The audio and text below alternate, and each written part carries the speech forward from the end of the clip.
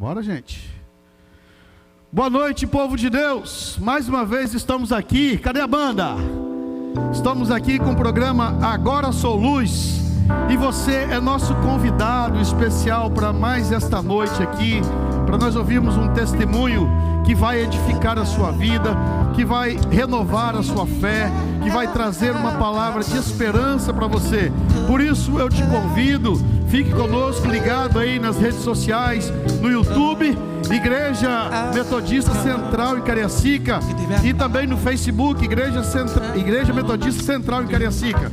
Se liga aí, compartilhe esse link, acompanhe com a gente essa palavra de fé e de esperança que nós queremos levar para você. Por enquanto, vamos de banda. Tá aqui o pastor Léo Black em banda mais uma vez, abrilhantando esse programa. Vai lá, manda bala. Jeová é o teu cavaleiro que navega para vencer todos os meus inimigos cairão diante de mim. Ô Jeová, Jeová é o teu cavaleiro que cavalga para vencer todos os meus inimigos e cairão diante de mim. Oh, cairão diante de mim. Sobre tua vida, meu irmão, não vale encantamento. Sobre tua vida, meu irmão, estão as bênçãos do Senhor. Nas forças dos teus opressores nunca te alcançará. Existe uma nuvem de glória, existe uma chama que arde no teu arraial. Ouve-se viva de júbilo no teu arraial. Ouve-se viva de júbilo. Jeová é o teu cavaleiro que cavalga para vencer todos os meus inimigos e cairão diante de ti. Oh, cairão diante de ti e cairão diante de ti. Hoje nós estamos aqui com um convidado muito especial que veio contar para nós a sua história de vida. Veio lá de Guarapari, o pastor Giovanni. Pastor Giovanni, muito obrigado pela tua presença aqui.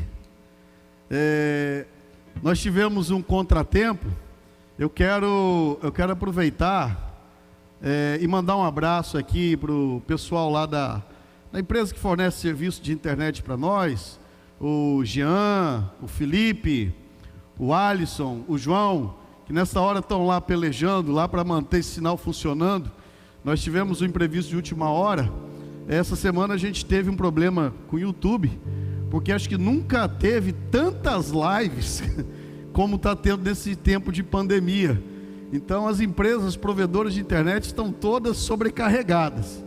E agora há pouco eu estava chegando com o pastor Giovanni lá em casa para a gente bater um papo e tomar um café, e me ligaram urgente que tinha parado a internet. A gente correu lá para tentar dar um socorro, dar uma ajuda lá, e graças a Deus conseguimos restabelecer o sinal, mas o pessoal está lá trabalhando ainda. Mas se vocês estão aí trabalhando, assiste aí também esse programa, que vocês vão ouvir uma palavra poderosa hoje, através desse homem de Deus, pastor Giovanni, lá da igreja de Perocão, não é isso, pastor Giovanni? Pastor Giovanni, é um prazer, uma satisfação tê-lo aqui, né? E nós fazemos votos e desejamos muito que Deus use a sua vida de maneira poderosa nesta noite, né? Eu creio que muitos aí estão ligados, vão ouvir algo que vai trazer um renovo para a sua alma, para o seu espírito, renovar a sua fé através desse testemunho. Nós tínhamos planejado de sentar um pouco antes para bater o papo, né, com calma, mas devido a esse imprevisto aí, a coisa ficou corrida, né, e nós não tivemos como conversar, e nós vamos fazer isso aqui agora, né, nós vamos conhecer agora, né, a história do pastor Giovanni. Pastor Giovanni, ele tem um problema visual, né, ele tem uma deficiência visual. Pastor Giovanni, por favor, faça a sua apresentação aí, faça a sua saudação aí para o povo.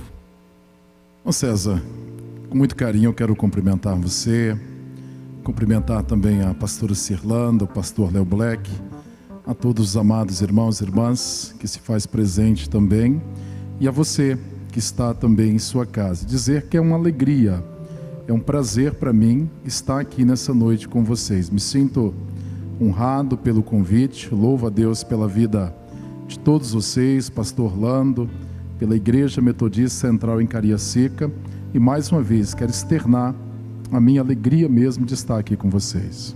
Amém. A alegria toda nossa, pastor. Pastor Giovanni, hoje o senhor pastoreia qual igreja?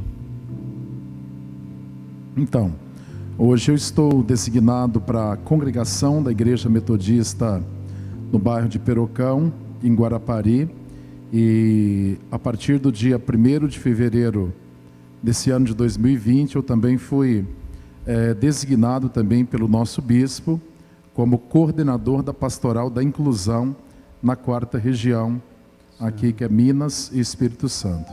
Certo.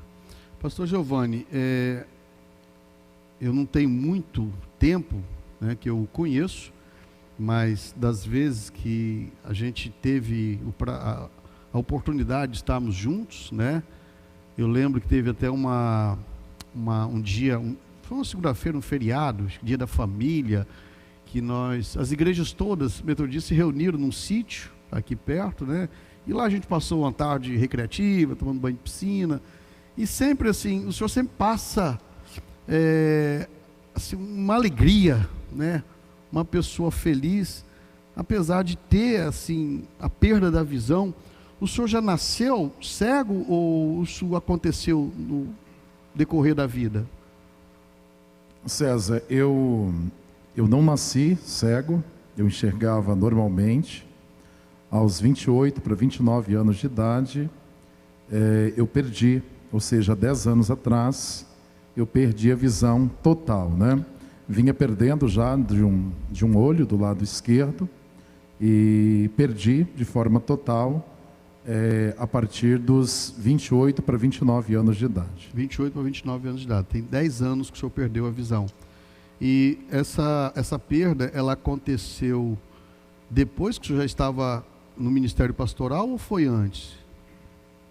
Não. Na verdade aconteceu, eu tinha cerca de um ano que eu tinha me convertido, eu vinha de uma vida bastante fora mesmo da vontade de Deus, e eu estava há um ano na presença de Deus, buscando transformação, libertação, e foi onde ocorreu a perda da visão.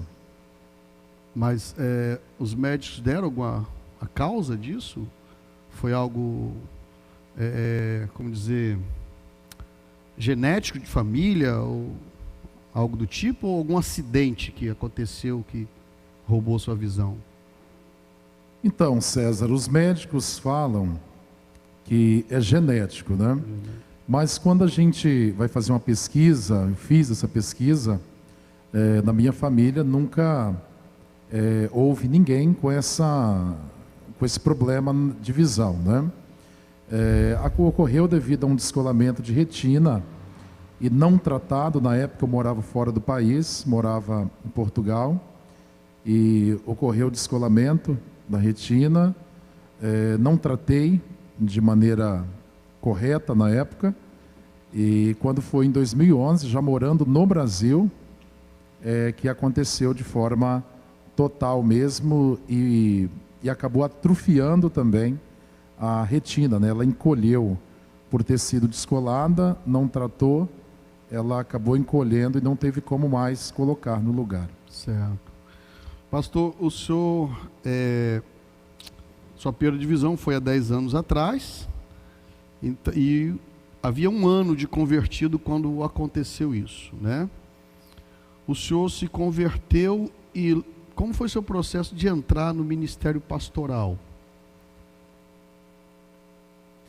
Então, quando houve a conversão, a gente trazia vários costumes ainda do mundo, né, alguns vícios, e passado ali uns 3, 4 meses, foi ocorrendo a libertação, e mais ou menos ali um ano, antes um pouquinho da perda da visão, na época eu era pastoreado pela pastora Fátima, pelo pastor Davi, e a pastora Fátima, um dia ela me chamou e falou: olha, eu vejo em você um chamado pastoral.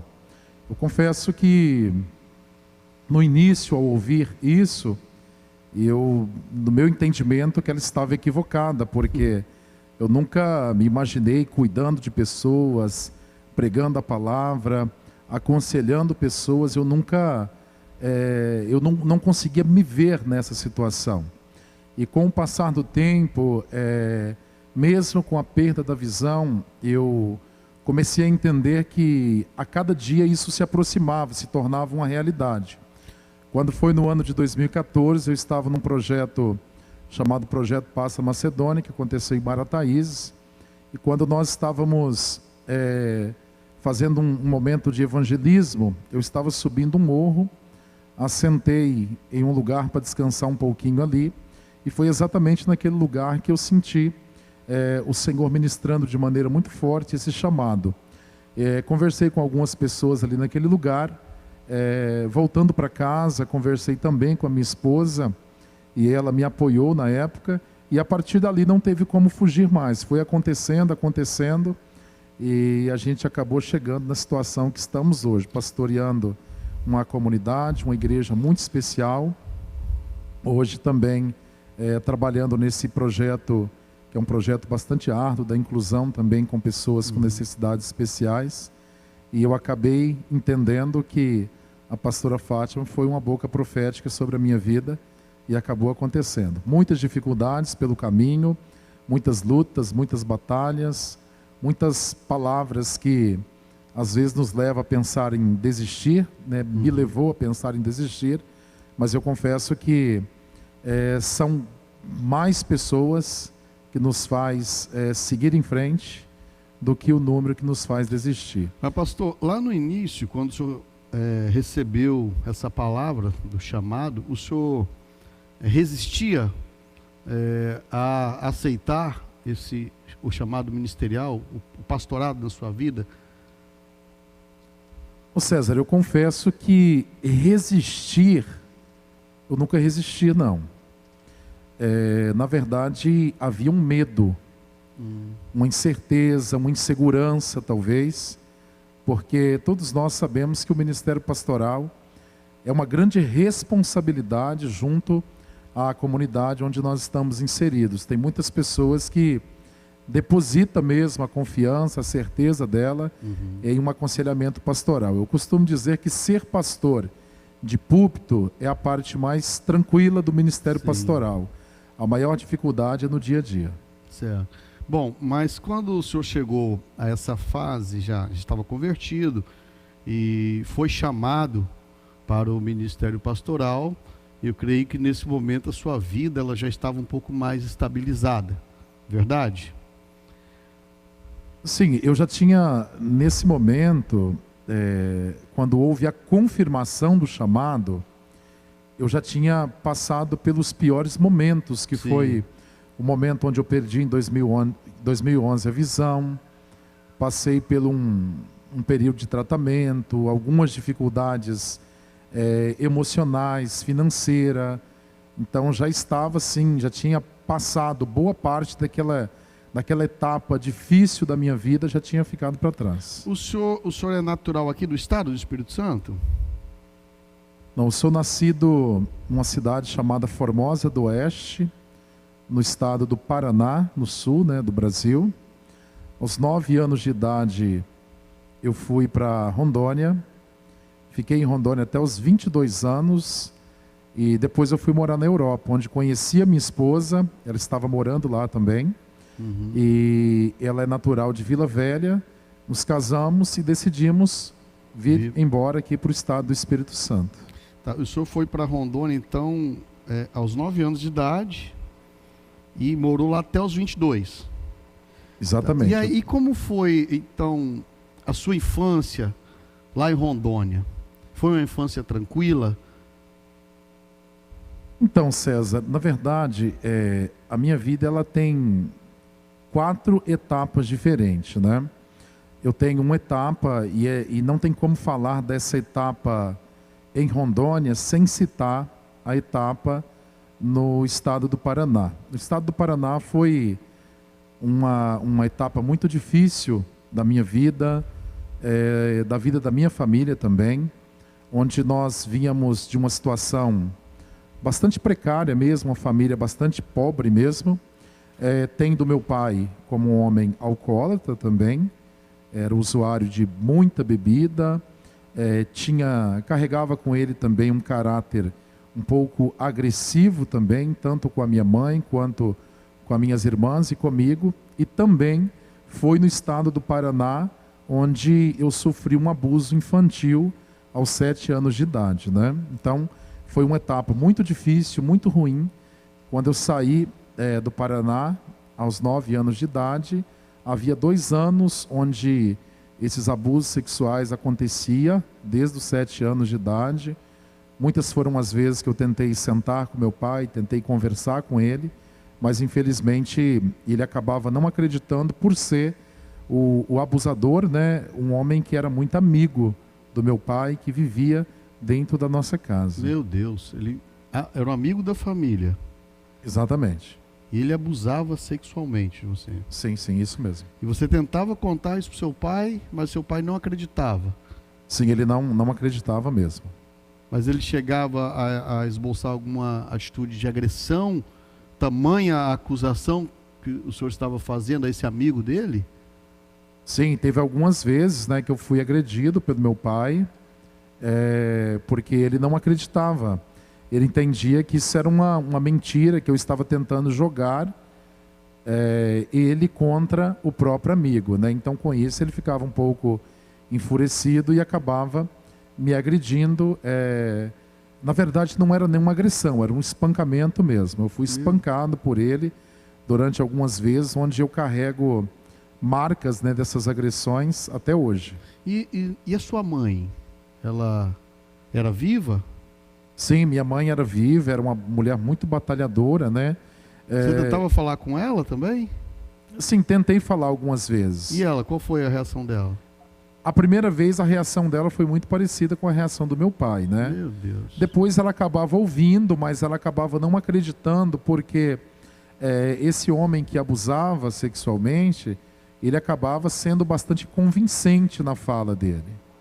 Nossa, imagino que isso aí deve ter causado uma dor, um buraco muito grande dentro da alma do ser humano, né? Você com uma criança tentando falar com os pais daquilo que estava sofrendo e eles não acreditavam, preferiam acreditar no agressor.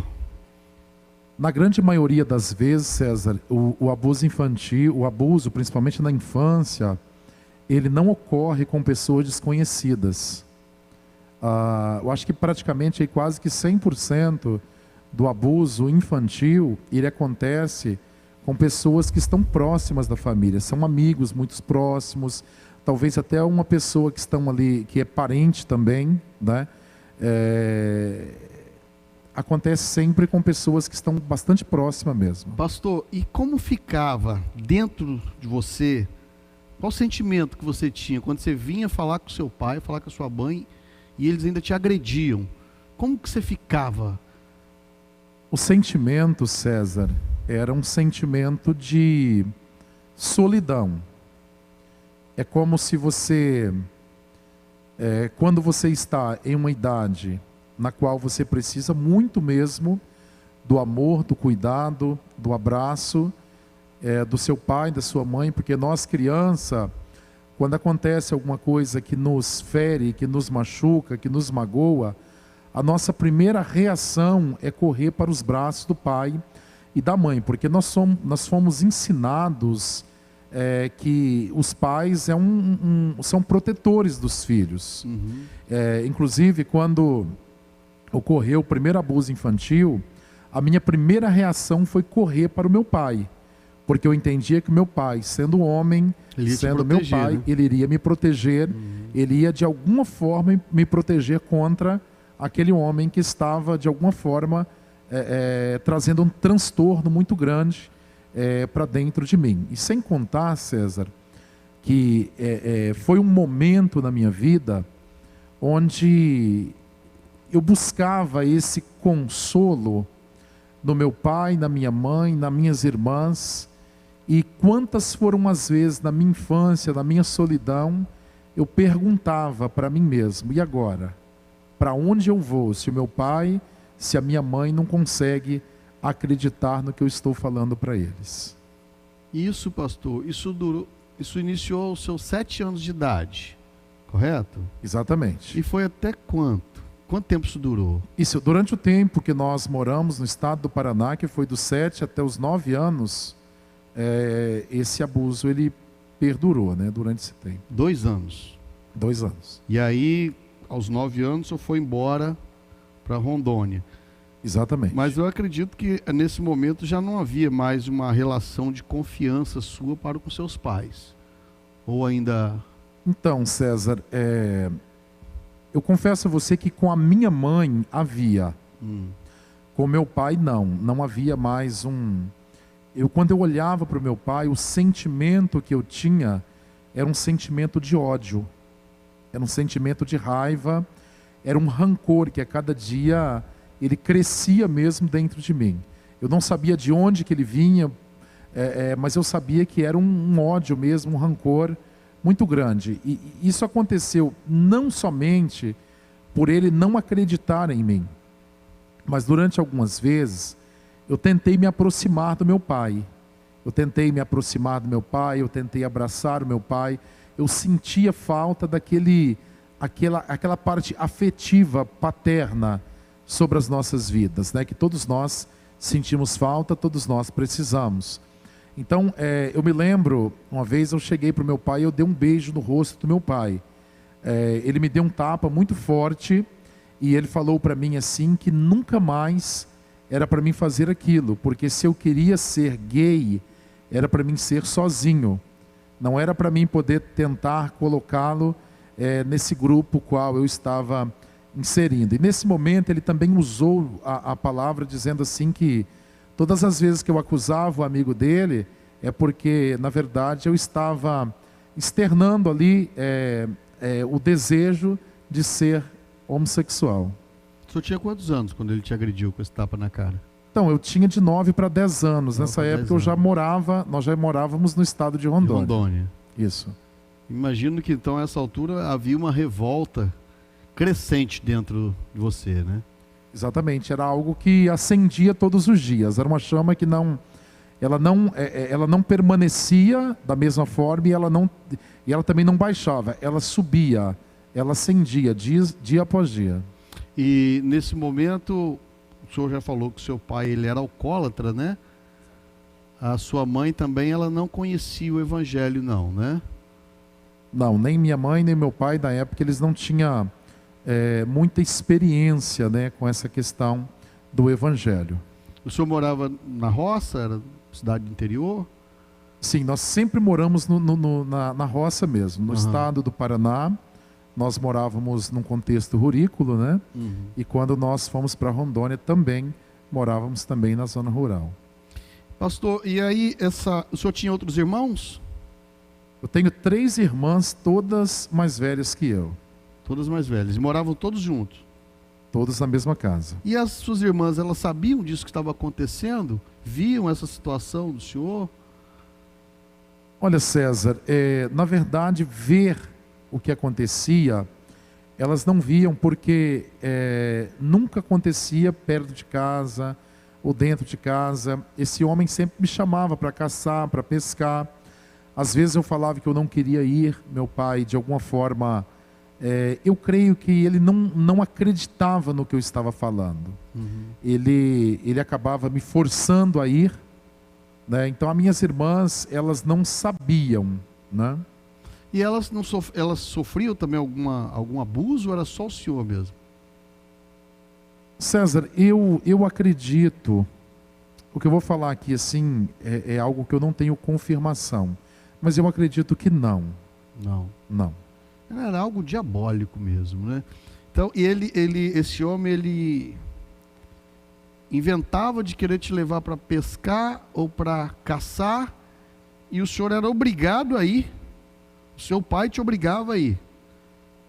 Exatamente, igual eu estava te falando anteriormente, o que acontece? Geralmente essas pessoas, eles são muito convincentes no que eles falam. A forma que eles abordam, que eles caminham o diálogo, eles acabam sendo muito convincentes. A família acaba, de alguma forma, acreditando mesmo na pessoa. Esse abusador, ele se torna uma pessoa muito íntima da família, e o sentimento daquela criança ou adolescente que está sendo abusado é que aquela pessoa que é o abusador, o agressor de alguma forma, ele está se tornando uma pessoa mais importante do que o próprio filho dentro de casa. Meu Deus. Mas tá, então aos 9 anos, pastor, o senhor já estava no estado de Rondônia, né? E lá essa questão do abuso sexual cessou? Ou teve... Exatamente. Quando nós chegamos ali em Rondônia, a maior alegria que eu carregava ali no momento era a certeza que eu não iria encontrar mais com esse homem. Era essa certeza. E lá, nesse momento, o senhor, me parece, o senhor estava tentando reestabelecer ou estabelecer algum tipo de relação com seu pai. Quando o senhor foi dar esse beijo no rosto dele, ele te deu um tapa na cara e te acusou de algumas atitudes homossexuais. Havia essa intenção de trazer esse restabelecimento ou esse estabelecimento de uma relação com o pai? Na verdade, sim. O que acontece? Eu me lembro ali dos 2, 3 anos, 4 anos mais ou menos, até acontecer esse fato, eu e meu pai, a gente era bastante próximo. Meu pai, ele era mais carinhoso comigo, ele era mais presente comigo. Então, no meu coração, eu tinha um sentimento, quando nós chegamos no estado de Rondônia, nós iríamos voltar a estar próximo novamente. Certo. Ou seja, o meu pai, de alguma forma, ele voltaria a ser o amigo que eu precisava, né? E aí, nessa ocasião, o senhor deu esse beijo, que ele te agrediu, né? Dizendo que isso era uma atitude homossexual. Houve depois disso mais alguma tentativa de trazer esse restabelecimento? Ou ali o senhor falou assim, não, chega, vou viver minha vida, não tenho pai? Como que era esse... Na verdade, César, até mais ou menos ali os 13 para 14 anos, eu sempre tentei de alguma forma reestabelecer esse vínculo entre pai e filho. Só que em todas as tentativas eu fui frustrado de alguma forma. O seu pai, ele trabalhava na roça, ele fazia o quê? Plantava alguma coisa? Sim, sim, nós éramos agricultores, né? Nós plantávamos, colhíamos café, feijão, todos os tipos de... E o senhor trabalhava junto com ele na roça, ajudava ele? Sim. E aí, assim, aquela ideia assim, vou me esforçar aqui para trabalhar, para tentar agradar o meu pai, tentar chamar a atenção dele, havia alguma intenção nesse sentido? Durante um tempo, sim. Como eu disse anteriormente, até os 13, 14 anos, sim. Depois dos 13, 14 anos, eu tentei, de uma forma errada, eu tentei mostrar para o meu pai que eu não era o que ele me xingou durante algumas vezes, que ele me chamava de gay, e eu tentava mostrar para ele que eu era também importante para ele. Só que, o que eu fiz para tentar provar para o meu pai? Eu tentei fazer as mesmas coisas que ele fazia. Eu comecei a beber. Com 13 anos. Com 13 anos de idade, eu comecei a me envolver com muitas mulheres com 13, 14 anos, na intenção de provar para o meu pai que eu era homem.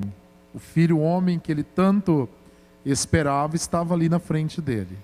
O senhor falou que o senhor tinha 2 ou 3 irmãs? Eu tenho 3 irmãs. 3 irmãs. Era só Isso. o senhor de homem na família? Exatamente. Então ficava tentando buscar uma autoafirmação. Exatamente. Aí se envolveu com a bebida e com mulheres. Bebida. Isso a partir dos 13 anos de idade. A partir dos 13 anos de idade. E aí como é que foi sua vida daí para frente? Então, César, daí para frente, a sensação que eu tinha é que quanto mais eu tentava provar para meu pai que eu podia ter um relacionamento sadio com ele, parece que eu me distanciava um pouco mais do meu pai. E com isso, eu acabei também me distanciando da minha mãe e das minhas irmãs. Porque naquelas tentativas de mostrar para ele, eu posso ser igual ele é, eu comecei a ser para minha mãe o mesmo tanto que ele era mal para minha mãe e para minhas irmãs, eu comecei a me tornar também. Eu comecei a fazer a minha mãe passar noites me esperando chegar em casa. Eu chegava pela manhã bêbado. As minhas irmãs da mesma forma. Quando a minha mãe chegava para mim para, de alguma forma, tentar me aconselhar, eu era muito agressivo com ela, não fisicamente, mas as minhas reações verbais era bastante agressiva com ela também. Com as minhas irmãs também. A minha irmã das mais novas, que é a que está acima de mim, eu já cheguei até a agredir ela também. Fisicamente? Fisicamente. Eu comecei a me tornar uma pessoa muito parecida com o meu pai. Isso tudo por conta dessa semente de revolta que foi plantada lá atrás. Ela foi crescendo dentro. Exatamente. E quando eu saí do estado do Paraná, que nós fomos para Rondônia, eu tinha uma certeza, que era até um pouco ilusória, né, dentro de mim, que ia passar aquele sentimento de mágoa, aquele sentimento de solidão, aquele sentimento de falta de proteção, ia se acabar a partir do momento que eu saísse de perto daquele homem e fosse para um outro lugar onde eu não o visse mais. Mas eu comecei a observar que a situação, o problema que eu tinha entre eu e o meu pai era muito maior do que com relação àquele homem que abusou de mim sexualmente. Porque havia acontecido uma quebra de confiança entre você e o seu pai, né? Não só confiança, mas qualquer espécie de relação já não existia ali, né? E aí o senhor cresceu nesse meio entre bebidas, prostituição, e o senhor foi até quantos anos? Com quantos anos o senhor foi embora aqui do Brasil? Então, César, aos 18 anos de idade, eu perdi o meu pai. E foi um momento que marcou muito a minha vida. Na verdade, não é que marcou, marca nos dias de hoje, com as experiências que eu tenho hoje com Deus. Esse fato, ele marca ainda muito a minha vida. E quando eu falo sobre essa questão, eu acabo me emocionando também um pouco, porque foi exatamente num tempo, quando meu pai faleceu, eu tinha quebrado totalmente o vínculo com o meu pai. É como se não houvesse nenhum sentimento de filho para pai. Às vezes eu começava a perceber que o meu pai, ali um pouco antes da morte, ele tentava se aproximar de mim. Aí lá na frente ele começou a tentar. Exatamente. Mas aí nesse ponto é o senhor que não queria mais. Só que nesse ponto havia, assim, dentro de mim um sentimento tão difícil, que nada poderia fazer com que meu pai se aproximasse de mim. Eu não deixava. Não foram muitas tentativas, mas houveram sim algumas tentativas. Meu pai ele teve um primeiro estágio onde ele esteve bastante mal no hospital, mas ele conseguiu sair do hospital, ir para casa e ficou um ano, onde ele foi afastado de todo o trabalho, onde os médicos falavam para ele que possivelmente ele não podia mais beber, não podia mais fumar, não podia mais trabalhar.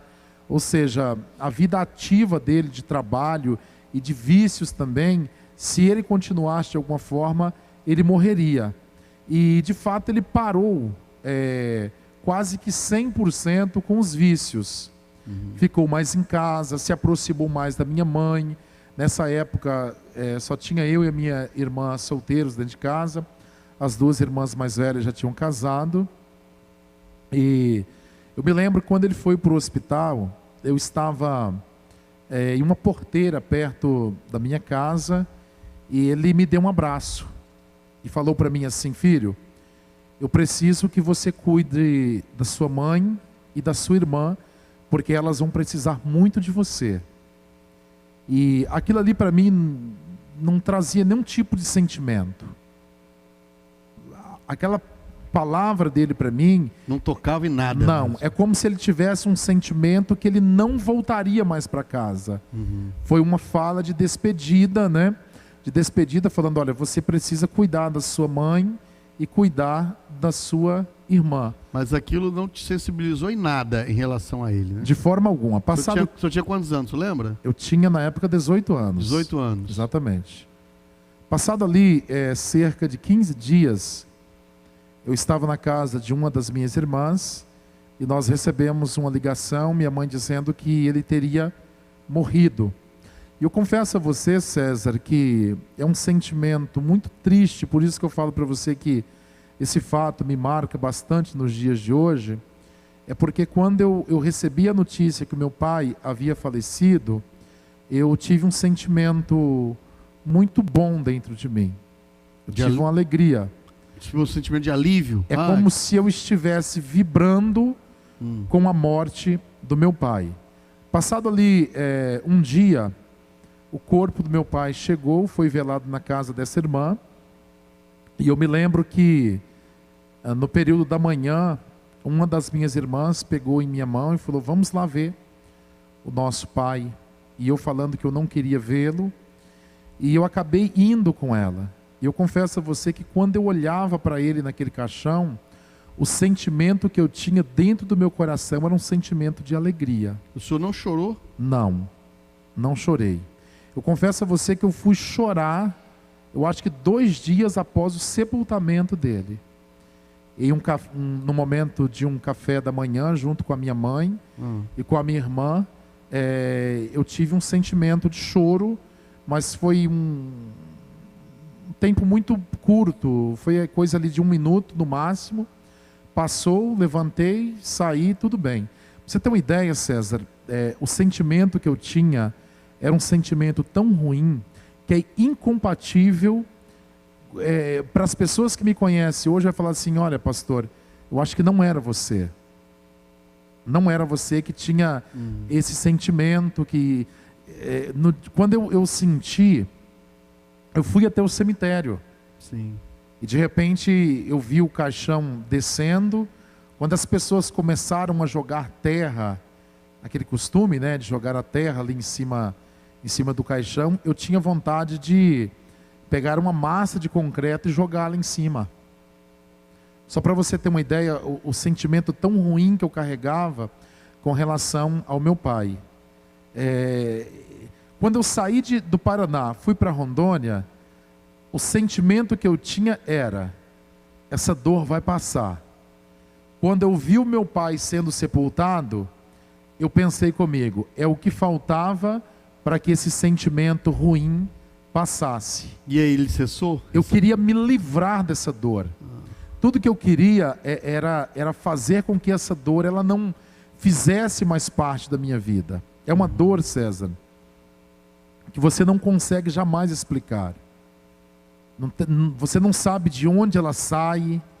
É um sentimento que você não precisa ver nada, você não precisa de nenhum fato extraordinário acontecer perto de você para você ter qualquer sentimento de dor, de solidão, aquele aperto no peito, aquela angústia, aquela sensação onde você pode ter tudo perto de você, mas ao mesmo tempo você não tem nada. Quando meu pai ele foi sepultado, era o sentimento que eu tinha, como eu disse anteriormente. Mas com o passar de 1 mês, 2 meses, 6 meses, 1 ano, eu pude perceber que aquele sentimento ruim, aquela dor que eu carregava, ela aumentava. Ela só não continuava. Não era só uma questão de continuar. Ela aumentava. Ela aumentava. Ela não só permanecia dentro de mim, mas ela aumentava dia após dia. A cada momento que passava, ela apertava. E aí eu continuei mergulhando na bebida, em algumas drogas, na prostituição, em tantas outras coisas. Para tentar amenizar essa dor que o senhor sentia. Exatamente. Meu Deus, que coisa. E o senhor não teve, então, infelizmente, o senhor não teve oportunidade de uma reconciliação com seu pai. E com a sua mãe nesse momento, como que era a sua relação? Então, César, eu fiz a minha mãe sofrer muito. Muito mesmo. Eu me lembro um dia, eu saí com a moto, fui para uma cidade cerca de 25 a 30 quilômetros de nossa casa, e eu fiquei nesse lugar praticamente por 2 dias. E quando eu cheguei na madrugada, em casa, bêbado, sujo,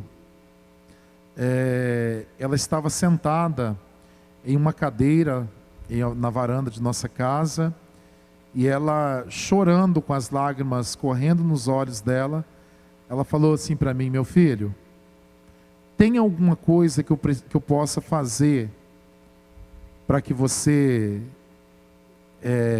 mude a sua vida? Eu olhei para ela, fiquei olhando para ela sem nenhum tipo de reação, e ela falou para mim assim: porque eu estou morrendo, você está me matando aos poucos. Eu confesso a você que aquilo ali trouxe um sofrimento muito grande para dentro de mim, mas eu não sabia como mudar o contexto, o qual todos os dias eu estava um pouquinho mais inserido. Cada dia que passava, as amizades, os lugares que eu frequentava, a quantidade de bebidas, de drogas... Ia só aumentando. Ia aumentando, porque eu tentava, de alguma forma, calar aquela dor. E eu confesso a você que no momento onde eu estava bebendo, me prostituindo, usando algum tipo de drogas, é como se aquela dor, ela parasse. Durante algum tempo ela parava.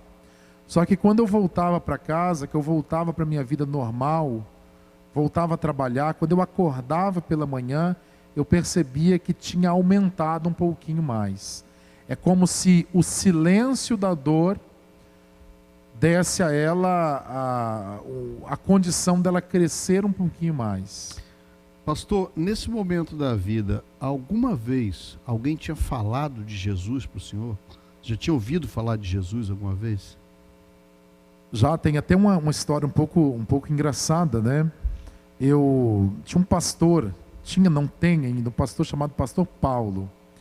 Esse homem falou muito de Deus para mim, e na verdade eu gostava muito de fazer bagunça com moto na frente da igreja dele, no momento do culto. No momento do culto era o momento que eu mais gostava de fazer barulho com moto na frente da igreja. É até um pouquinho feio, o pessoal vai até rir um pouco aqui. Até pedra na igreja eu já joguei, né? É mesmo? Porque o culto parece que de alguma forma, parece que ele me incomodava. Ele tirava a minha paz. Então hoje eu consigo entender que era algo espiritual, porque como que uma pessoa em sã consciência vai fazer bagunça na porta da igreja exatamente no horário onde está acontecendo o culto? E quando foi em 2015, eu recebi um convite para ir em Rondônia e pregar na igreja desse pastor. E eu me lembro que eu preguei em uma igreja, onde ele me apresentou e disse: olha, vocês lembram do Giovanni, filho do fulano, da fulana, que às vezes fazia até algumas... Então, aqui, ele vai trazer a palavra para nós hoje. Aquilo ali me trouxe até um constrangimento, né? Ou seja, eu estava em um altar, ministrando a palavra de Deus para pessoas que de alguma forma eu tentei atrapalhar o momento de culto delas para com Deus. Como é que Deus faz as coisas, né? Esse homem que perturba a paz do culto, eu vou transformar ele num pregador do evangelho. E Deus transformou. Mas pastor, e o senhor, nesse momento aí da vida conturbada, envolvido no alcoolismo, nas drogas, o senhor foi embora daqui. Eu acredito que também foi uma fuga também. O senhor estava em busca de algo, não sabia o quê. Exatamente, César. Assim como eu disse para você, a saída do Paraná para Rondônia era uma certeza que aquela dor ia cessar. Quando houve ali o sepultamento, a morte e sepultamento do meu pai, era uma certeza e ela também foi frustrada. E no momento que eu tive a oportunidade de sair do Brasil e ir embora para a Holanda, também era uma certeza que essa dor também iria cessar. Mas quando eu cheguei em outro país, eu percebi que aí que essa dor aumentou. Ela acelerava, ela crescia ainda mais. E chegando lá, o senhor conheceu a sua esposa hoje, ela já era evangélica ou não? Não, nós não éramos evangélicos, nem eu, né? Muito menos eu, né? Uhum. Mas a minha esposa, ela sempre foi uma mulher muito equilibrada. Mesmo quando ela não estava, ela não tinha confessado ainda Jesus como Senhor e Salvador da vida dela, mas ela era uma pessoa muito equilibrada e mesmo afastada do Evangelho, foi o pilar mais forte e mais eficaz para a minha conversão e também para a minha transformação que Deus usou. Vocês se conheceram em que situação lá fora? Então, eu trabalhava em uma casa noturna, em Portugal, e ela morava em cima, né? Tinha a parte de baixo, onde eu fazia segurança, eu ficava mais na porta da casa noturna, e ela morava em cima. Ela começou a descer ali, e na verdade houve ali um interesse, né? Uhum. Tanto da parte dela, se ela estiver assistindo agora, acho que ela vai ficar até com vergonha, né? Tanto da parte dela, quanto da minha parte também.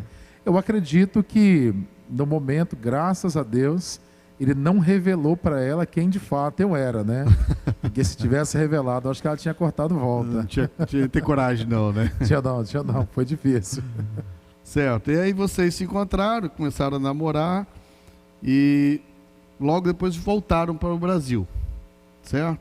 Ela era aqui de Vila Velha? Sim, ela era daqui, morava em Santa Rita, aqui em Vila Velha.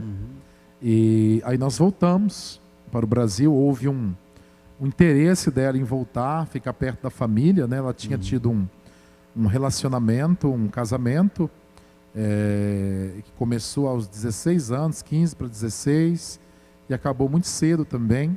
E nesse relacionamento ela teve 3 filhos, 2 meninos e uma moça também. São pessoas que eu amo assim de paixão também, que respeito, que me respeita também. E ela tinha vontade de voltar para perto dos filhos, sendo que ela tinha mãe também, que tinha algumas dificuldades de locomoção também, né? E ela entendeu que era o tempo de voltar para o Brasil para cuidar da mãe e também cuidar dos filhos. E eu acabei entendendo que eu precisava estar com ela nesse momento também. Voltamos e nós chegamos no ano de 2009 no Brasil, início de 2009. Quando foi em junho de 2009, nós recebemos um convite para estarmos participando de um culto evangelístico aqui de uma igreja aqui de Campo Grande, chamada Missionária Nova, do apóstolo Toninho Rondon, que é vocalista da banda Coros. Ah, eu conheço. Isso, Toninho. muita gente boa. Aham. E nós acabamos vindo para cá, aceitamos a Jesus nessa igreja, ficamos durante 6 meses na igreja, quase um ano na verdade, de 8 a 9 meses. Depois surgiu uma oportunidade de emprego, tanto para ela quanto para mim, em Guarapari, e foi isso que nos levou para Guarapari.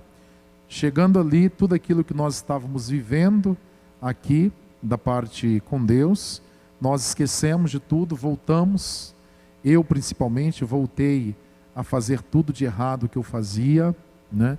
E infelizmente foi um ano muito difícil para a gente, que foi o ano de 2009 para 2010. O senhor já tinha se casado com ela? Sim, sim. Já tinha se casado. Sim. Então, mas quando o senhor voltou para o Brasil, ainda havia um rompimento da sua relação com a mãe, com a família, né?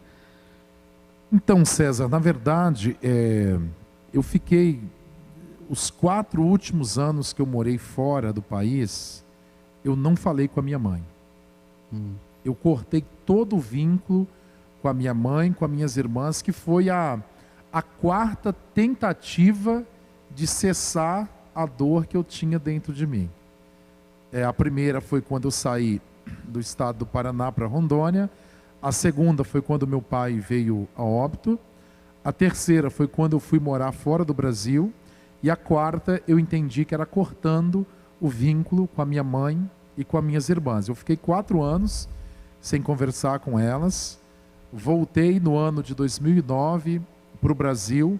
Não falei com elas que eu estava no Brasil. Quando foi mais ou menos um pouquinho antes de eu estar participando dessa igreja aqui em Campo Grande, eu tentei um suicídio. Essa dor, ela era tamanha dentro de mim, que eu entendia que eu precisava fazer alguma coisa para que eu pudesse, de alguma forma, cessar aquela dor e aquele sofrimento. Eu cometi também erros também com a minha esposa, como adultério. Graças a Deus, Deus liberou no coração dela o perdão. Hoje nós temos uma vida totalmente restituída por Deus, mas no momento foi muito difícil, onde eu olhava para minha esposa e eu conseguia enxergar o sofrimento dela, e em um determinado momento eu falei com ela assim: olha, eu entendo que eu estou te fazendo sofrer muito, e eu gostaria de perguntar para você, você tem condição de me perdoar? E ela disse assim: olha, condição de perdoar eu tenho, e eu já te perdoei, porém a dor, ela é grande, o sofrimento também é grande, mas com Deus e com a sua ajuda nós iremos superar isso e iremos ser felizes. A minha mulher é uma mulher muito inteligente, uma mulher, assim como eu falei com você, mesmo quando ela estava afastada dos caminhos do Senhor, ela sempre foi uma pessoa muito ética, muito entendida de todas as coisas. Ela tinha uma capacidade de raciocinar em algumas coisas onde eu não conseguia raciocinar, pensar em praticamente todas as situações. Pastor, eu vejo que mesmo isso tudo existia por trás dessa dor. O senhor menciona, né, que não havia ainda sido curado. Mesmo depois que o senhor teve esse encontro com Jesus nessa igreja aqui de Campo Grande, essa dor te acompanhava ainda? Exatamente. Essa dor, César, ela nunca parou. Desde os 7 anos de idade até os 28 anos de idade, essa dor sempre me acompanhou. O senhor casou com sua esposa. Exatamente. E essa dor permanecia? Ela permanecia. O senhor passou por um processo de conversão, teve um encontro com Cristo, mas essa dor permanecia? Essa dor permanecia. E como foi que o senhor foi encontrar a cura para essa dor? Eu acredito, César, que a partir do momento da conversão aqui em Campo Grande, Deus ele já começou a trabalhar de alguma forma. No momento onde nós fomos embora para Guarapari, e nós ficamos afastados da comunhão, tanto com Deus, tanto com a igreja também, essa dor ela aumentou um pouquinho mais. E quando foi no ano de 2010, foi onde nós decidimos procurar uma igreja. Eu me lembro que um dia a minha esposa, ela me chamou para conversar, sentamos os dois no quarto, na lateral da cama, e ali ela falou para mim assim, em lágrimas: olha, eu não suporto mais o sofrimento que você tem causado para mim. Então eu preciso dizer algo para você. Nós temos duas opções: ou a gente vai para a presença de Deus, a gente volta, para a presença de Deus, ou o nosso casamento ele vai ter que acabar, porque eu tenho sofrido durante muitos anos e eu preciso da sua ajuda. E ali nós tomamos uma decisão de procurar uma igreja. Nós trabalhávamos na época no ramo de alimentação, nós trabalhávamos com restaurante, e nós tínhamos uma cliente que ela era da igreja metodista, e ela convidou a minha esposa para ir à célula, e a minha esposa foi à célula, gostou, e falou para ela: olha, eu vou passar o número do meu esposo para o seu irmão também me levar para a célula. Pastor, confesso, sim. Deixa eu puxar um outro ingrediente aí nessa história, que eu vi que ele ainda não apareceu. Eu lembro que uma vez o senhor contou para a gente que o senhor ainda tinha uma revolta dentro de você, que você tinha ainda intenção de matar aquele homem que lhe abusou lá na infância. E havia um planejamento que veio acompanhando ao longo desses anos. Isso aí também somava a essa dor que o senhor sentia aí dentro. Como é que era esse? Então, César, na verdade, a partir da morte do meu pai, eu entendia que eu precisava me vingar também desse homem.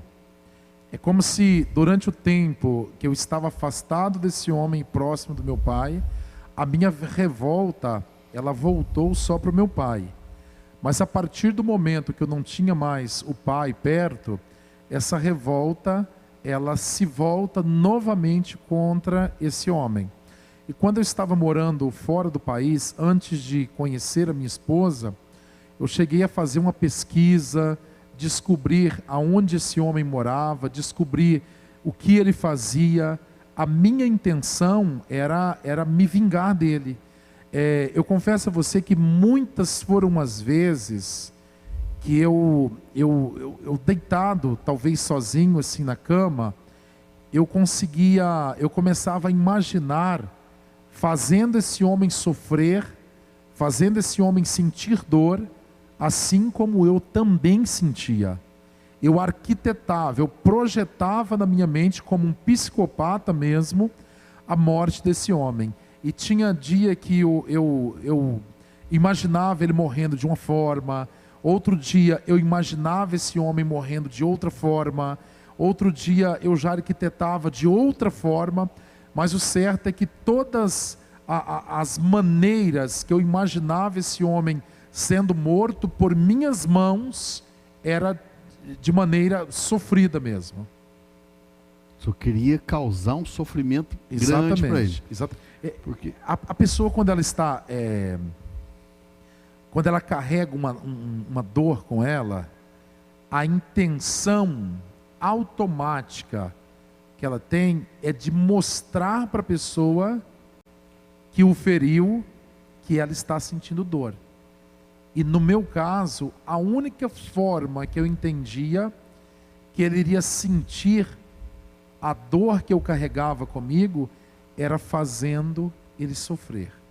E quando o senhor foi trabalhar lá em Guarapari, ainda havia esse planejamento de causar essa execução? Sim, sim. Na verdade, César, o que eu estava falando um pouquinho antes aqui, A partir do momento que eu e a minha esposa, nós voltamos para Jesus e nós fomos para a igreja metodista, durante uns 2 ou 3 meses, eu ainda ficava muito revoltado. Tinha alguns momentos, em algumas pregações que eu estava ouvindo, pregações que para muitas pessoas ela edificava, para mim ela trazia uma revolta.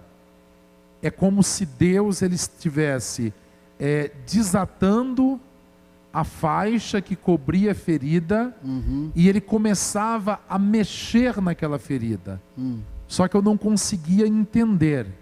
Passado ali mais ou menos uns 3 a 4 meses que eu estava na presença de Deus, estava caminhando na igreja, eu recebi um convite para que eu pudesse participar de um impacto. E no impacto, vocês trabalham também o impacto, houve um momento onde nós falamos sobre a questão da cura interior. Sei. E eu acredito, César, que Deus ele já vinha trabalhando. Ele já vinha trabalhando nessa cura, já havia um processo em andamento. Só que naquele momento ali do impacto, foi o momento que Deus usou para abrir toda a ferida e mexer, tocar nessa ferida. Porque foi um momento onde eu senti uma dor, como se fosse... É difícil falar como se fosse a dor da morte, porque graças a Deus eu não morri, não tenho pressa de morrer, né? Mas é uma dor que parecia que estava me levando para a morte. Mas na verdade, essa dor, ela estava me tirando da morte e me trazendo para a vida. E esse processo, ele é um processo que ele dói, ele custa, ele fere, ele machuca.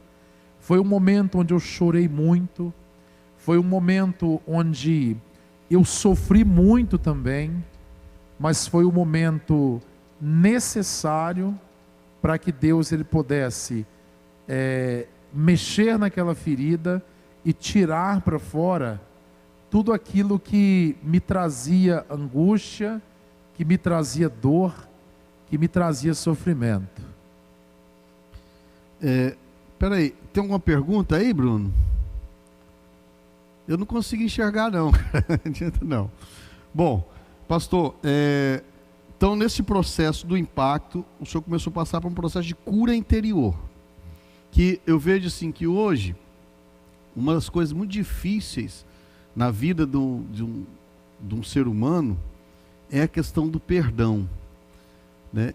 E a gente sabe que a falta do perdão, ela abre portas para o inimigo das nossas almas entrar e bagunçar a vida da gente, né? O senhor falou há pouco tempo que a sua esposa sentou e se queixou do sofrimento que o senhor estava causando para ela também. Tudo por falta de uma liberação de perdão que havia dentro do senhor. Porque na nossa cabeça, assim, eu fui a vítima, né? Então eu não tenho que perdoar, ele que tem que vir pedir perdão. Mas lá na frente a gente aprende que o nosso papel é liberar o perdão. Nesse processo do impacto, o senhor foi constrangido a essa atitude de liberação de perdão? O senhor teve entendimento disso? Que precisava de haver esse confronto de liberar o perdão? Então, César, a questão do perdão, eu costumo dizer que quando você não libera perdão, é como se você bebesse um copo de veneno letal, mas a intenção é que o outro morra.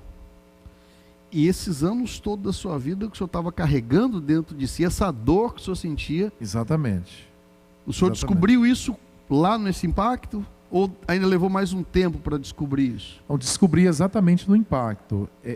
Como eu disse para você anteriormente, eu acredito, eu penso que Deus ele já estava trabalhando. A partir do momento que eu comecei a caminhar com Deus, que eu comecei a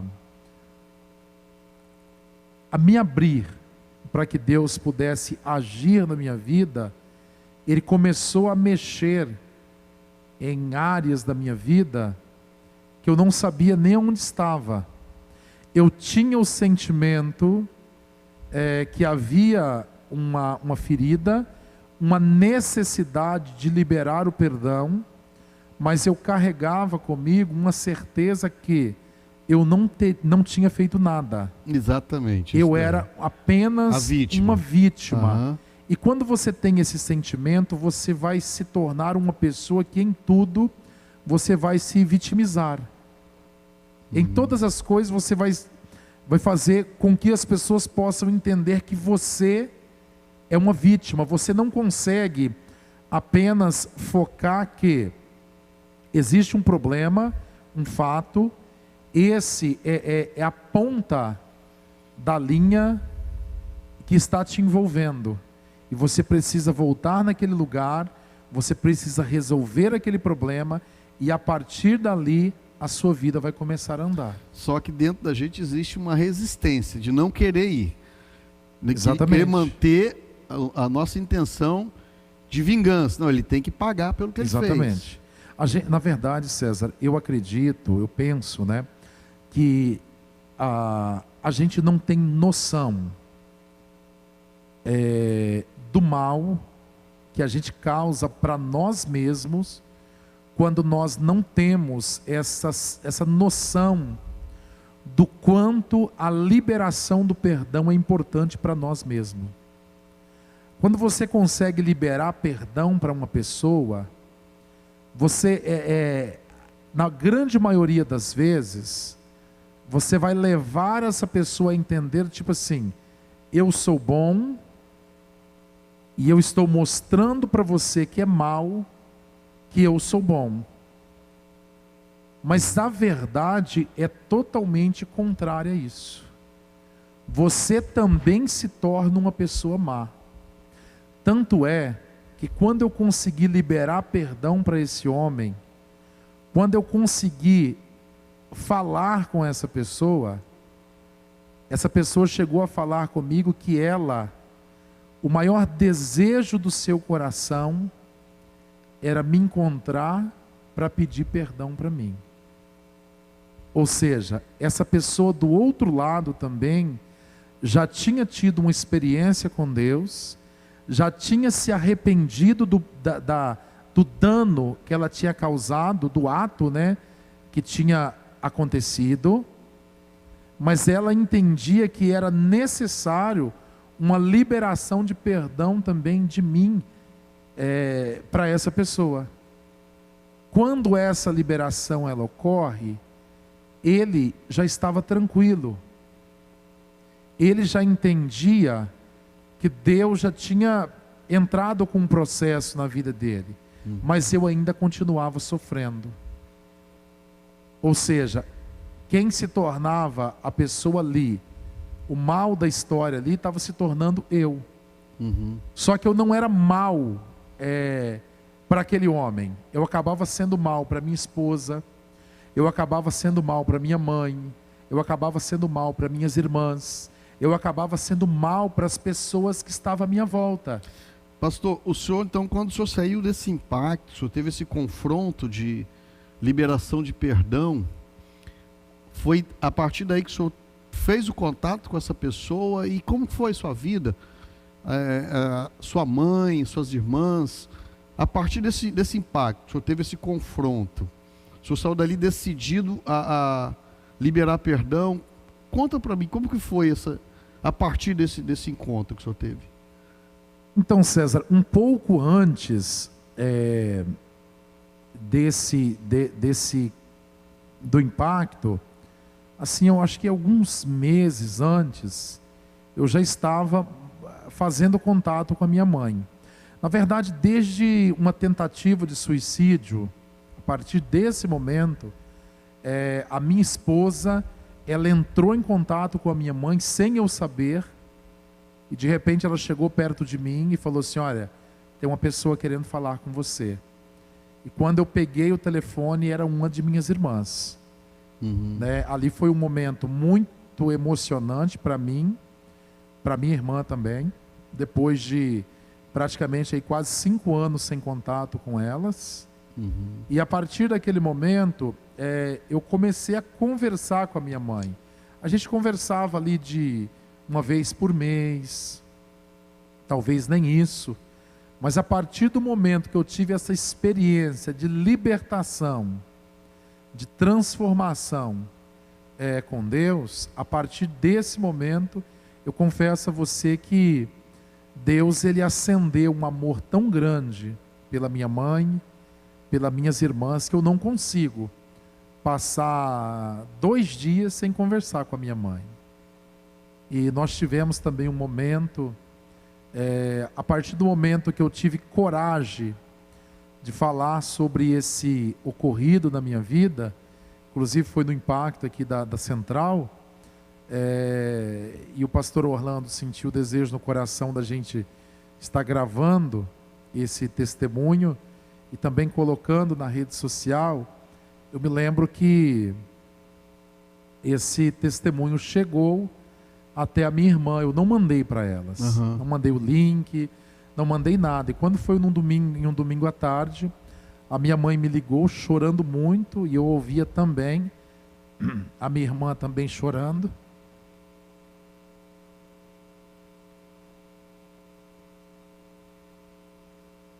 E foi exatamente nesse momento que a minha mãe falou para mim: meu filho, eu quero pedir perdão para você de toda essa dor que você passou.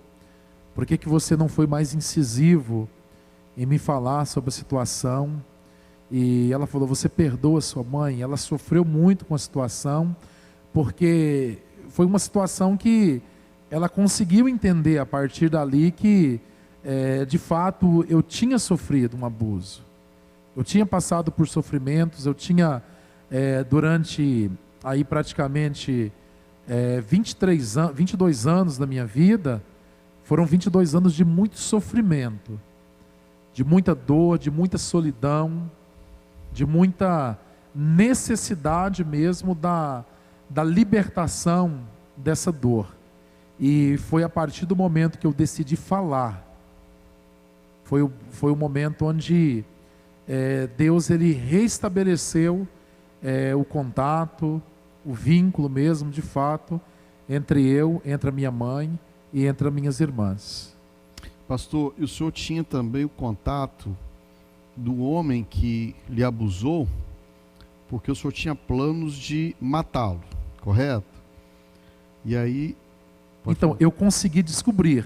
Sim. Quando eu estava morando fora do país, eu consegui descobrir, né, esse contato dessa pessoa. Descobri que ele era vendedor, né, tinha comerciante, na verdade, e eu consegui, através de contatos, né, descobrir onde ele morava, qual era a cidade, aonde ele estava. Cheguei a fazer contato com ele uma vez, me passando como vendedor de produtos de padaria, só para mim poder ouvir a voz dessa pessoa.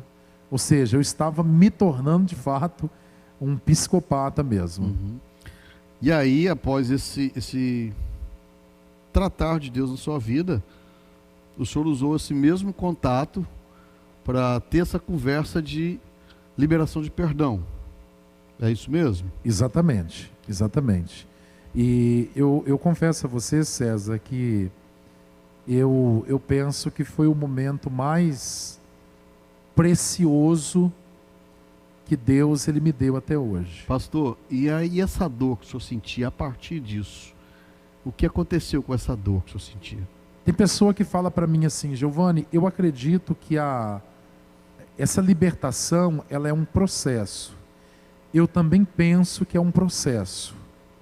Só que, em algumas situações, eu acredito que na minha situação, Deus, ele começou a trabalhar na minha vida antes desse start que ele deu no momento do perdão. Ele já estava trabalhando. Eu não conseguia perceber isso.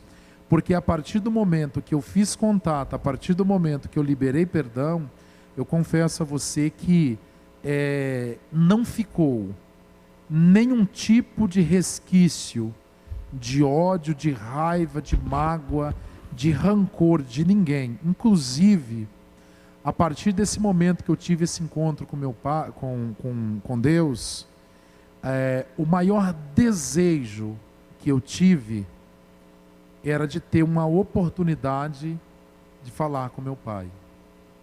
Eu sempre tive certeza, conhecimento de que isso não é mais possível. Mas era o maior desejo que eu tinha no meu coração.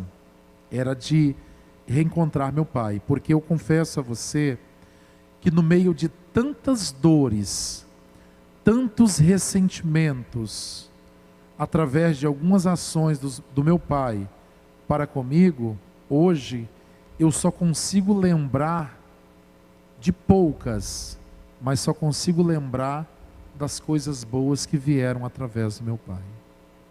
Amém. Pastor, eu quero pedir licença. Nós vamos partir para outra etapa, né? A partir dessa liberação de perdão, essa dor, ela, graças a Deus, foi curada. Vamos ouvir um pouquinho de música? O pessoal ainda está quase dormindo aí. E aí, depois a gente vem com a próxima etapa, né? Que você já entrou estava na igreja e foi se estabelecendo ali. Vamos lá, gente?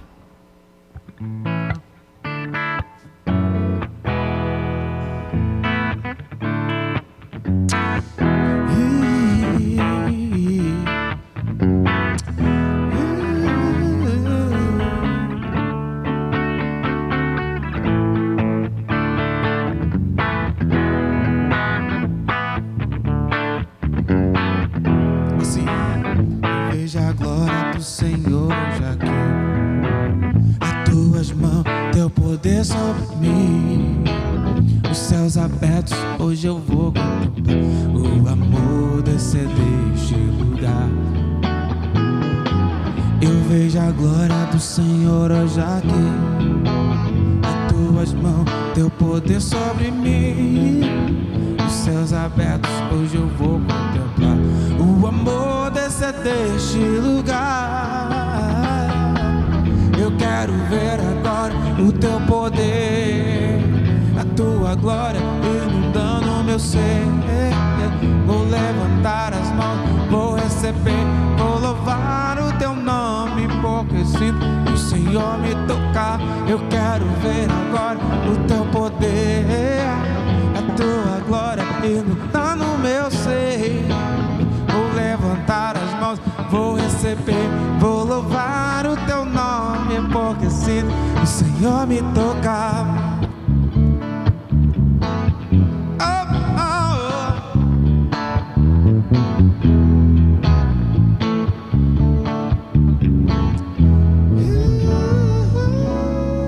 É isso aí, pastor Léo Black, o Adriel, o Alex, pessoal aí da música, barra pesada. Mas, pastor Giovanni, a gente estava conversando sobre essa história, né? E a partir do momento que o senhor teve esse confronto de perdão, foi a partir dessa situação que Deus começou a curar o seu interior, dessa dor que o senhor sentia e que causava sofrimento para as pessoas que estavam à sua volta, né? Como foi a sua vida, as mudanças que ocorreram na sua vida e como transcorreu a sua vida a partir desse momento que houve essa liberação de perdão? O senhor já teve um restabelecimento da relação com a sua mãe, com as suas irmãs, né? Eu acredito que a sua relação com a sua esposa também, ela começou a melhorar. E como foi a sua vida daí para frente, até o acontecimento do ministério pastoral na sua vida? Então, César, a partir desse momento, começou um novo período na minha vida. E eu comecei a participar mais da vida da igreja, da vida da minha família. E quando eu estava ali, quase um ano na presença de Deus, buscando libertação, ou seja, tendo um caráter construído de acordo com a vontade de Deus, eu percebi um dia que a minha visão ela começava a ficar um pouco meia turva, né? E de repente, um dia pela manhã, eu acordei totalmente cego, sem enxergar nada. E eu comecei ali a procurar tratamento, até que eu descobri que o problema que eu tinha possivelmente não teria como reverter. E naquele momento foi onde começaram as indagações, onde eu comecei a fazer perguntas para Deus. Eu entrava dentro da igreja e eu percebia que tinha alguém do meu lado direito, do meu lado esquerdo, em minha frente, atrás também, que louvava, que cantava, que adorava, mas eu não conseguia, naquele momento, nem adorar, nem louvar. Eu estava na igreja, eu estava no culto, mas ao mesmo tempo eu não conseguia cultuar a Deus. Eu não conseguia participar daquele momento culto, em minha casa também, os momentos que eu passava sozinho, eram os momentos onde eu fazia perguntas para Deus. E na grande maioria das vezes a pergunta era: Deus, por que isso está acontecendo comigo? Eu era uma pessoa que carreguei comigo durante 22 anos uma doença inflamada no meu coração, um ódio exacerbado, e o Senhor me deu a condição de liberar perdão para uma pessoa que me fez tanto mal, ou para pessoas, né, que me fizeram tanto mal. E por que hoje eu me encontro nessa situação? E a cada momento que eu fazia essa pergunta para Deus, César, eu confesso a você que o silêncio de Deus ele ficava um pouco mais forte. Eu não ouvia, não conseguia ouvir a resposta de Deus. E durante esse tempo, foi um tempo onde eu comecei a entrar em depressão, onde eu comecei a pensar que ninguém gostava de mim, que eu não iria chegar a lugar nenhum, que aquelas falas que Deus tinha um ministério pastoral sobre a minha vida era apenas a palavra de um homem ou de uma mulher, mas na verdade o que Deus me queria mesmo era prostrado, era frustrado, era dentro de uma situação totalmente frustrada, né? E a cada dia que passava, surgiam situações diferentes, onde nós também começamos a passar pelo momento financeiro muito difícil, onde nós começamos a passar a necessidade até do essencial para a sobrevivência de uma pessoa, que é o alimento. Tem um fato que a minha esposa com certeza está assistindo, e ela vai brigar comigo, porque diz ela que ela fica com vergonha quando ela ouve, né? Chegou um momento onde eu estava sem trabalhar, sem direito a receber nenhum tipo de auxílio do governo, onde a minha esposa tinha fechado o empreendimento que nós tínhamos, nós pagávamos aluguel, a minha sogra que morava com a gente, no mesmo momento que eu fiquei cego, ela quebrou o fêmur, ela já tinha uma dificuldade de locomoção, onde ela permaneceu 4 anos em cima da cama, até falecer em 2015. E além disso, nós temos uma filhinha. E essa nossa filha, hoje, ela tem 9 anos de idade, mas ela não é a nossa filha biológica. A nossa filha, ela é filha do meu enteado mais velho, em uma relação que ele teve com uma moça. E quando a criança nasceu, ela falou para minha esposa que ela não tinha condição de continuar com o meu enteado, e também não tinha condição de criar a criança. E a minha esposa me ligou perguntando assim: amor, o que nós vamos fazer? Eu falei: você vai trazer ela para casa e nós vamos cuidar dela até que a situação deles volte ao normal, né? E então a minha esposa, ela ficou com o marido cego, com a mãe em cima da cama e com a neta dentro de casa, ela desempregada, eu desempregado, Meu nós Deus. tendo que pagar aluguel, e as reservinhas que nós tínhamos se acabaram.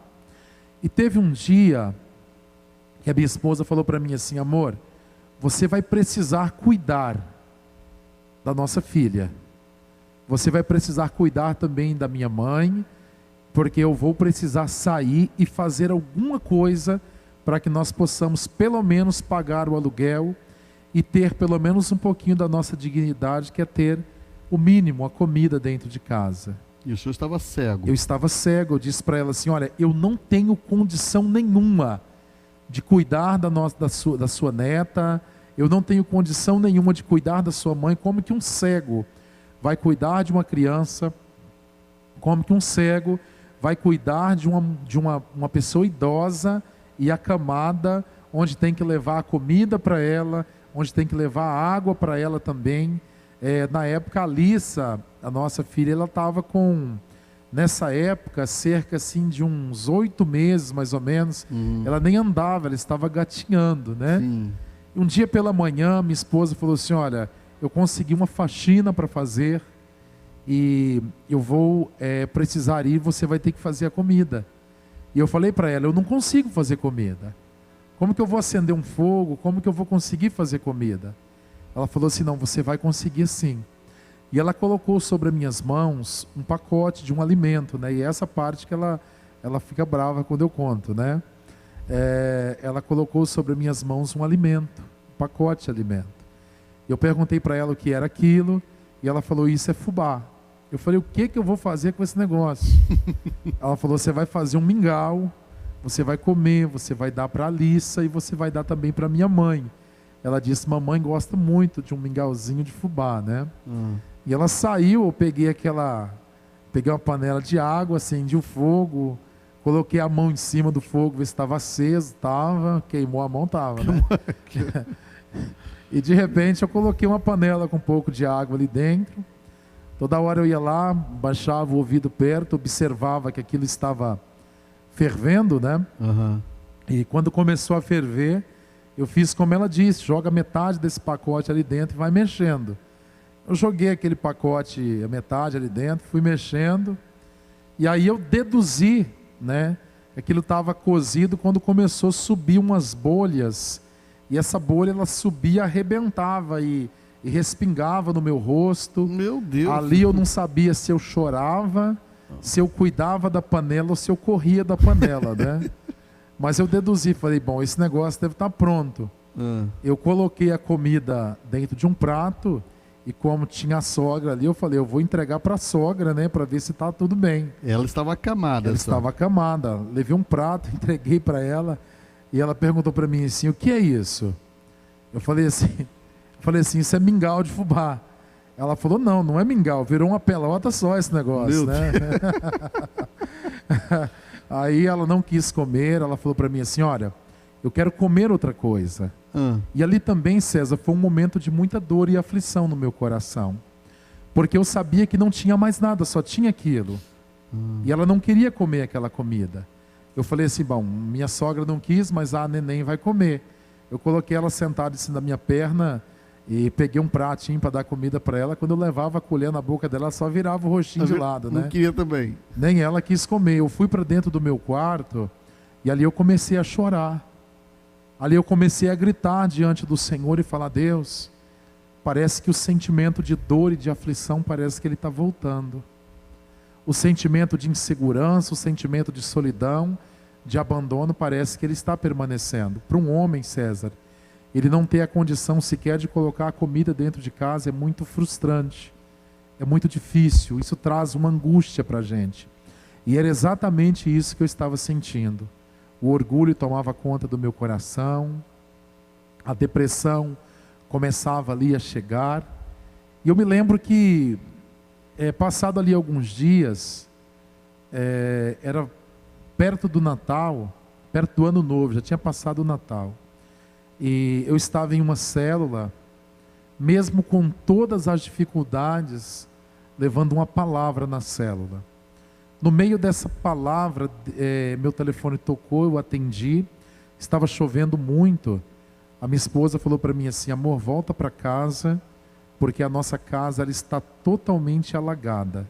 Meu Deus. Praticamente nós perdemos tudo que nós tínhamos dentro de casa. Eu voltei para casa em silêncio.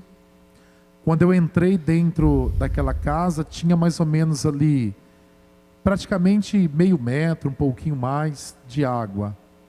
A minha esposa andando dentro daqueles cômodos, pegando ali os restinhos de móveis, roupas, e jogando tudo lá para fora. Aquela água não baixava. Eu tinha vontade de chegar perto da minha esposa e dar um abraço nela, mas eu não sabia qual seria a reação que ela teria. Eu disse para ela se ela queria conversar. Ela falou que não, ela só queria ficar um pouquinho em silêncio. Eu andava dentro daqueles cômodos ali, todo cheio de água, e eu não conseguia chorar, eu não conseguia orar, eu não conseguia ajudar com nada. Eu me sentia ali uma pessoa totalmente impotente, ou talvez uma pessoa que nem existência tinha. Era o sentimento que eu tinha ali. Um sentimento onde a frustração ela toma conta de você, a dor ela toma conta de você também, onde eu tinha vontade de sumir, mas nem isso eu podia, porque eu não sabia nem para onde eu andava. E eu me lembro que no outro dia pela manhã, nós não dormimos naquela noite. A minha esposa falou para mim: olha, a casa ela vai ficar do jeito que está. Eu preciso sair para trabalhar. Eu não sei como você vai fazer. Não sei. Vê o que você pode fazer. Liga para alguém ajudar você a limpar essa casa. A água tinha descido, mas a lama estava toda dentro de casa.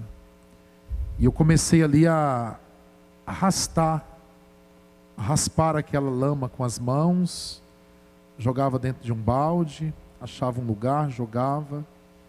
E é o pior sentimento que um ser humano pode ter, é o sentimento que eu estava tendo ali naquele momento. E eu sou cego, com uma Exatamente. neném de 8 meses e Exatamente. uma sogra acamada. Exatamente.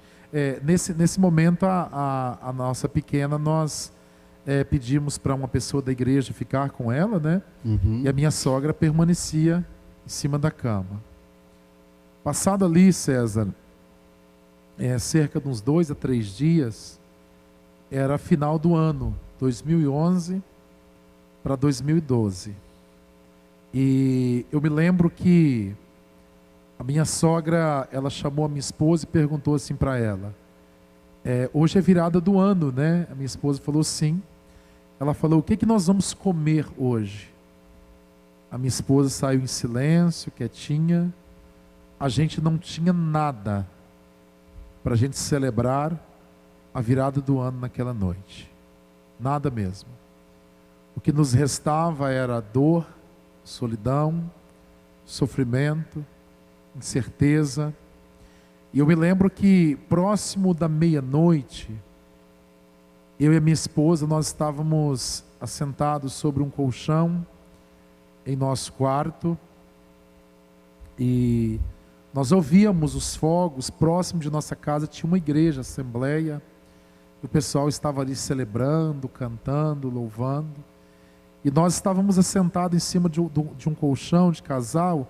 Ela estava em uma ponta, eu estava na outra ponta do colchão. Nossa intenção ali foi assentar para orar.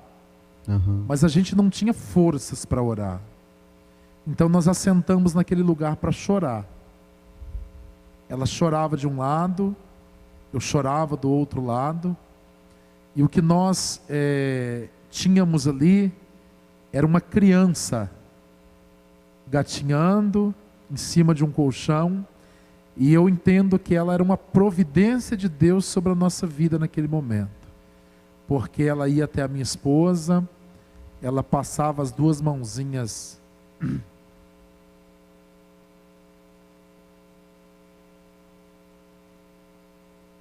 sobre o rosto da minha esposa, ela beijava o rosto da minha esposa, daqui a pouco ela saía dali, ela ia até onde eu estava, me abraçava, secava minhas lágrimas, me beijava como se ela estivesse dizendo assim: "Senhora, não chora não, Deus está no controle."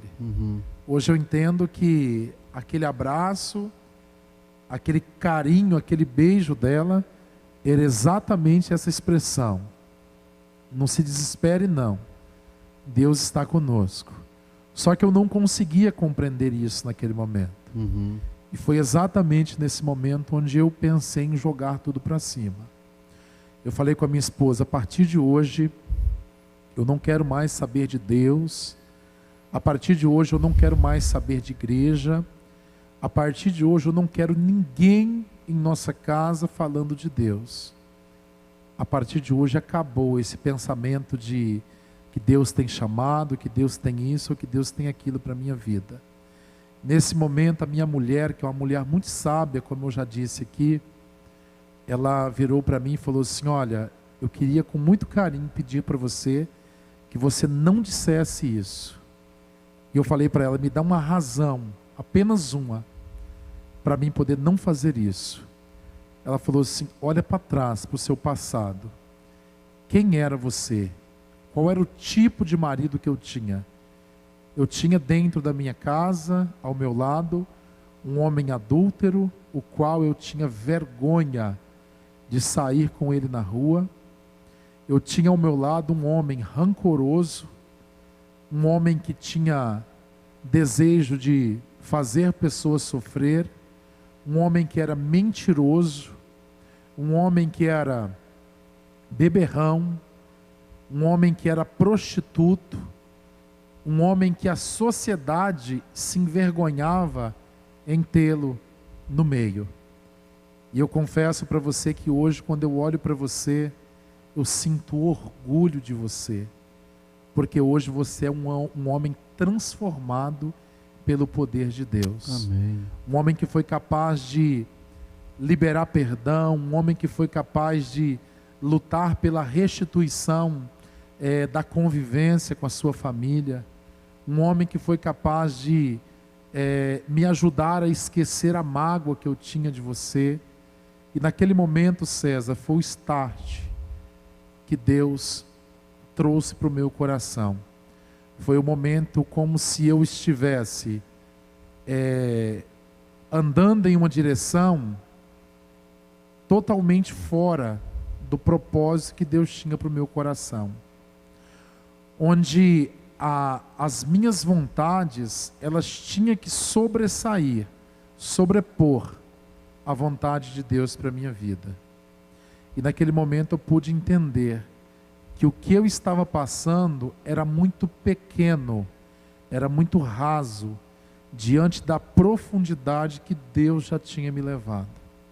E foi a partir dali que eu me levantei, que eu sacudi a poeira, que eu voltei para uma sala de aula, que eu consegui concluir o meu segundo grau, que eu consegui vir para essa igreja aqui fazer um curso de evangelista de 1 ano e meio, consegui ser aprovado, ter uma formatura linda nesse lugar, onde eu pude ir para BH, fazer um programa de orientação vocacional, onde muitas pessoas me tentaram fazer desistir disso, onde falavam: olha, você não vai conseguir, o POV da 4ª região é muito difícil. De fato, não que ele seja difícil, mas é muito sério, é muito aplicado. Nós temos pessoas muito responsáveis que trabalham com programa de orientação vocacional.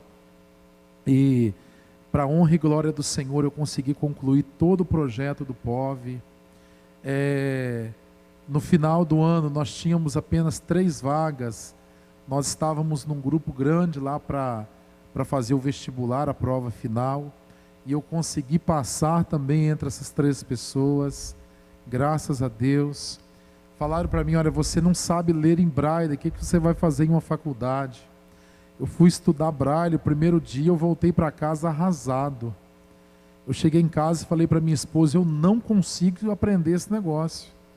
Eu passava a mão em cima, era só furinho. Uma folha tinha milhares de furos. Eu falava, o que é isso? É só furo, gente. Né? E a minha esposa, mais uma vez, me deu uma palavra de incentivo. Dizendo assim, olha, você vai conseguir, porque Deus está contigo. Deus tem um plano na sua vida. Passado ali, acho que eu fiz braille 2 ou 3 meses. A minha professora falava, você é um prodígio, cara. Ninguém consegue aprender braille em 3 meses, você assim conseguiu. Fui para a faculdade em São Paulo, a pastora Cirlanda, nós tivemos 3 anos juntos lá, né, pastora? Foi um tempo, assim, bastante desafiador também, mas para a honra e para a glória do Senhor, eu estou agora, vou concluir o último semestre, me formo no dia 12 de dezembro desse ano, em nome do Senhor Jesus, e tudo tem dado certo. Glória a Deus.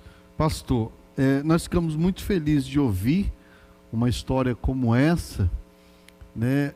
Sobre todas essas coisas a gente vê o quanto a graça e a misericórdia de Deus lhe alcançou, né? Durante esses momentos de sofrimento que a vida lhe causou. Eu fico vendo, eu tenho ouvido algumas histórias de pessoas aqui da igreja também, histórias como essa, que pessoas que estavam lá na sarjeta, numa situação assim, de vida, sem nenhuma perspectiva, nenhuma esperança de uma vida melhor, e a gente vê assim, a graça de Deus que vai lá e pega essa pessoa e levanta, e aí, como o senhor disse, pessoas se levantam para dizer, você não vai conseguir, você não pode, mas Deus levanta as coisas improváveis e traz à existência para confundir os sábios, né? Coisas que você olha assim, como pode? Não é possível. Mas o Deus que chama é o Deus que capacita, é o Deus que levanta, é o Deus que faz acontecer. E mesmo em situações dessas perdas, da enchente da sua casa, né, a gente sabe que Deus estava cuidando, que Deus estava tratando, que Deus estava trazendo para o caminho que Ele queria direcionar, né? E hoje o Senhor está aí cuidando de ovelhas, vive uma nova história, né? Aquela dor que sentia na alma foi curada através da liberação de perdão, né? O que a falta de perdão ela causa na vida de um homem, de uma mulher, mas o que o perdão ele produz também na vida de uma pessoa, né? O pessoal está lembrando aqui, pastor, que nós temos algumas fotos que o senhor trouxe aqui. Eu sei que o senhor não vai ver, mas vamos passar aqui umas fotos para a gente ver. Pode botar aí as fotos do pastor Giovanni. Está ali num momento de festa, né? O senhor está de pé ali, acho que está ministrando. Pode passar a próxima. Ali o senhor está pregando, né? Na igreja. Pode passar a próxima. Sua esposa. A próxima. Ali tem, acho que é essa menininha. Ela está com 9 anos hoje? 9 anos. É sua filha, né? É sua princesa. A esposa, a filha. Que família bonita, né? Tem mais? Não, acabou. Mas a gente vê assim, como Deus faz, né, pastor? Como Deus escreve uma nova história na vida de um homem que se entrega nas mãos dele. E hoje só tá, a sua igreja lá está com quantos membros hoje, pastor? Então, César, a nossa igreja lá ela tem 4 anos de existência, né? Sim. E hoje nós estamos com 100, mas eu não sei precisar agora, mas é 120 alguma coisa, 127 eu acho.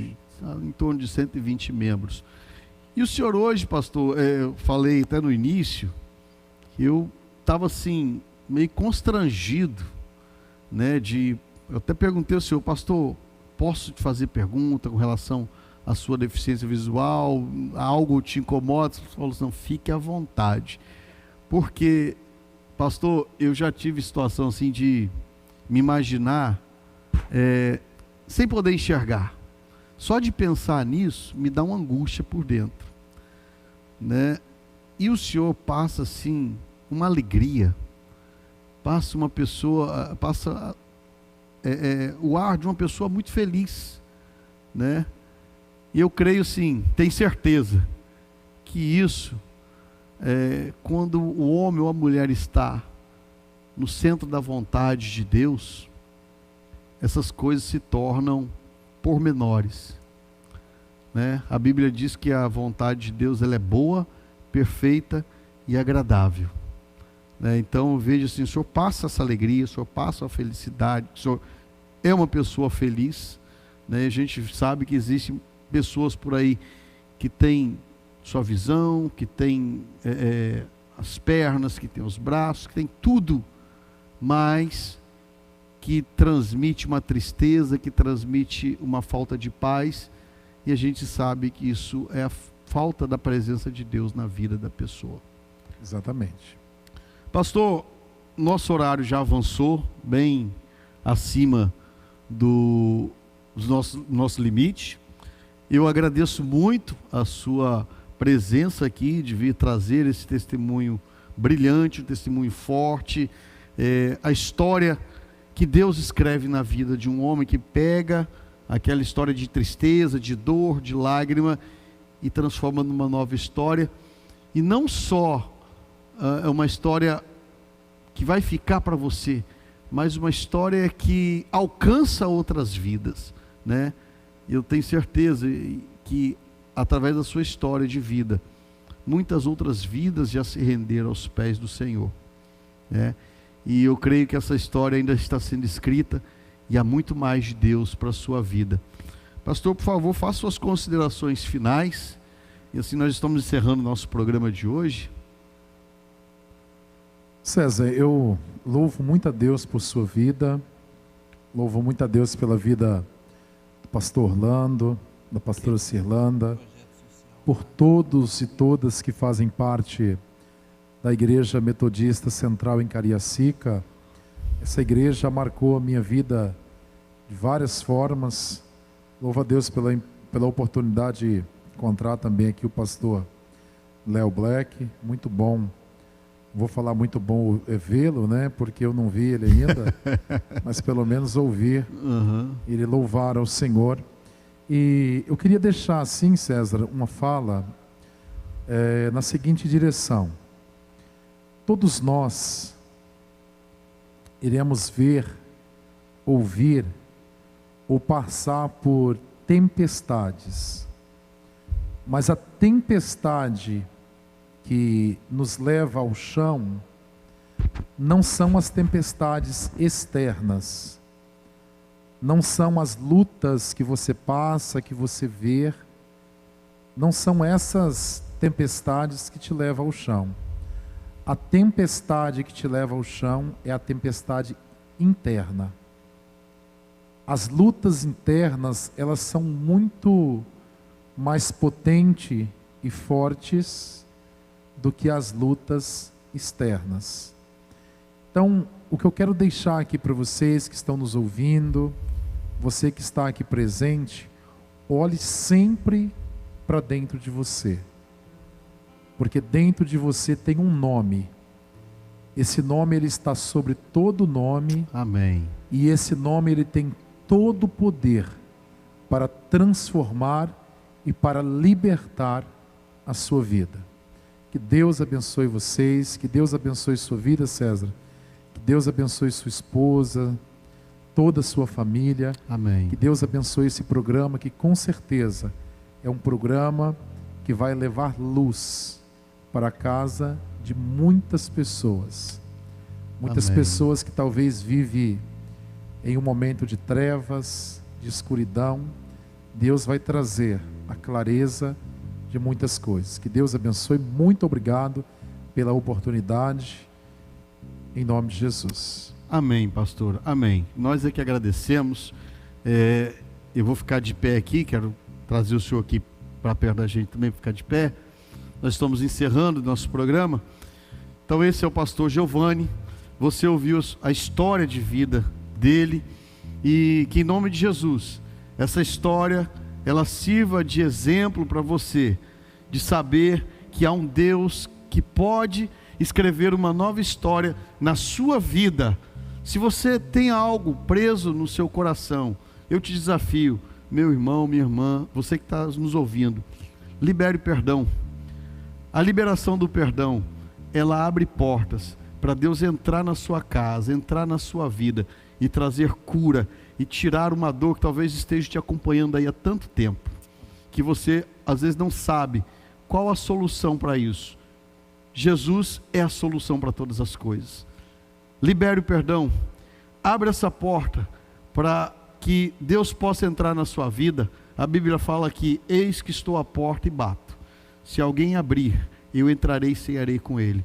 Às vezes essa porta que precisa ser aberta é o perdão, é a liberação de perdão.